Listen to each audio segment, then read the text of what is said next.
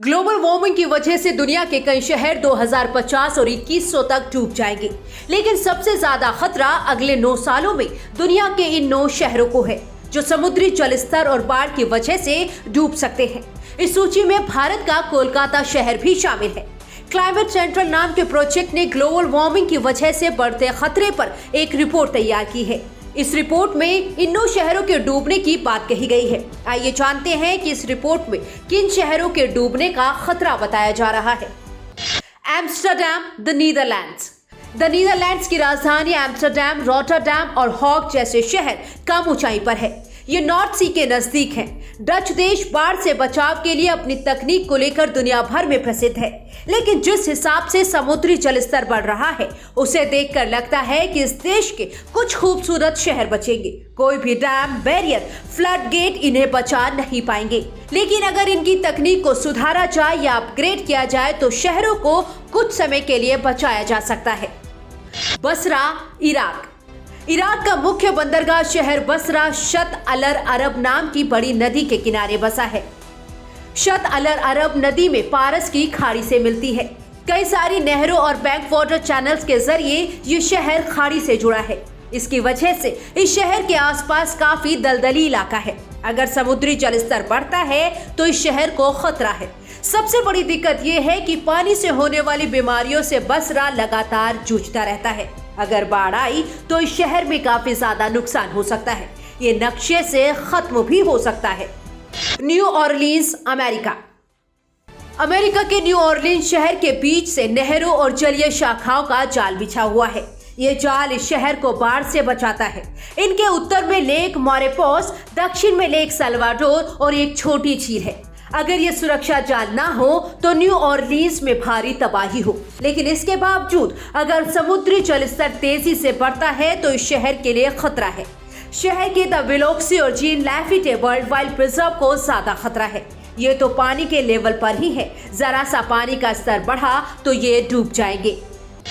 Venice, Italy का Venice शहर पानी के बीच में बसा है। यहाँ हर साल हाई टाइड से बाढ़ आती है। इस शहर में 2 तरह का खतरा है। पहला, समुद्री जलस्तर बढ़ने का, और दूसरा, ये शहर अपने आप डूब रहा है। हर साल 2 मिलीमीटर नीचे धंस रहा है। न्यू ऑरलीन्स की तरह ही वेनिस में बाढ़ से बचाव के लिए तकनीक लगाई गई है। बाढ़ रोधी व्यवस्थाएं की गई हैं। इसके बावजूद यहाँ हर साल बाढ़ आती है। अगर समुद्र का जलस्तर तेजी से बढ़ा तो 2030 तक ये शहर पानी के अंदर डूब जाएगा, जिसे संभालना मुश्किल होगा। हो ची मिन्ह सिटी, वियतनाम के पूर्वी इलाके में बसा ये शहर पूरी तरह से समतल है। समुद्र तल से इसकी ऊंचाई ज्यादा नहीं है। ये थू थिएम नाम के दलदली जमीन पर बसा है। इसे सबसे बड़ा खतरा मेकोंग डेल्टा से है। इस डेल्टा का जलस्तर लगातार बढ़ रहा है। वैज्ञानिकों को आशंका है कि हो ची मिन्ह सिटी साल 2030 तक पानी के अंदर डूब जाएगा। ये शहर भी वेनिस और न्यू ऑरलीन्स की तरह पानी में डूब सकता है।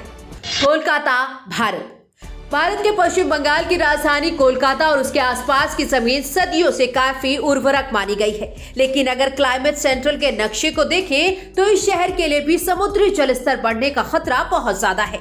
यह शहर भी हो ची मिन्ह सिटी की तरह मॉनसून की बारिश और हाई टाइड की समस्या से जूझता है। यहाँ बारिश के मौसम में बाढ़ आती है। जमीन में बारिश का पानी अंदर नहीं जाता। इसके पास स्थित बड़ा डेल्टा वाला इलाका इसके लिए खतरनाक साबित हो सकता है। बैंकॉक, थाईलैंड में पर्यटन के लिए मशहूर बैंकॉक शहर ग्लोबल वार्मिंग से सबसे ज्यादा प्रभावित है। थाईलैंड की राजधानी समुद्री जलस्तर से सिर्फ 1.5 मीटर ऊपर है, जैसे कि वेनिस शहर। यह भी वेनिस की तरह हर साल 2 से 3 सेंटीमीटर धंस रहा है। ये पूरा शहर रेतीली मिट्टी पर बना है। साल 2030 तक इसके तटीय इलाके थाखाम और समुद्र प्रकांड पूरी तरह से पानी के अंदर समा सकते हैं। साथ ही सुवर्ण भूमि में स्थित इस शहर का इंटरनेशनल एयरपोर्ट भी। जॉर्जटाउन, गुयेना की राजधानी जॉर्जटाउन ने अपने चारों तरफ समुद्री बाढ़ से बचने के लिए दीवारें बना रखी हैं। इसके एक तरफ करीब 400 किलोमीटर लंबा समुद्री इलाका है, जहां काफी तेज लहरें उठती हैं। इसकी तटों की ऊंचाई 0.5 मीटर से लेकर 1 मीटर तक है, लेकिन हाई टाइड के समय ये ऊंचाई कुछ मायने नहीं रखती। समुद्र का पानी दीवारों को पार करके शहर के अंदर चला आता है। गुयाना की 90% आबादी समुद्री किनारों के पास रहती है। अगर इस देश को जॉर्ज टाउन और अन्य तटीय इलाकों को बचाना है तो उन्हें अपनी दीवारें और ऊपर उठानी होंगी। सवाना, अमेरिका के जॉर्जिया में स्थित सवाना शहर हरिकेन का मुख्य बिंदु है। यहाँ पर हर साल कई हरिकेन आते हैं। हर साल प्राकृतिक आपदाओं से जूझने वाला यह इलाका चारों तरफ से समुद्र से घिरा है। शहर के अंदर उत्तर दिशा में सवाना नदी है और दक्षिण की तरफ ओगीची नदी। इसकी वजह से इसके आसपास काफी दलदली इलाका है। इसका मतलब है कि यहाँ हरिकेन और अचानक बाढ़ का खतरा हमेशा बना रहता है। यह शहर 2050 तक पूरी तरह डूब जाएगा, लेकिन 2030 तक यहाँ काफी आपदाएं आएंगी।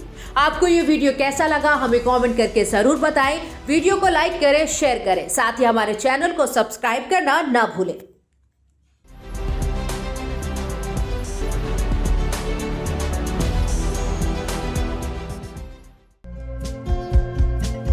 हमारे चैनल को लाइक, शेयर और सब्सक्राइब जरूर करें और नई अपडेट्स के लिए बेल आइकन दबाना ना भूलें।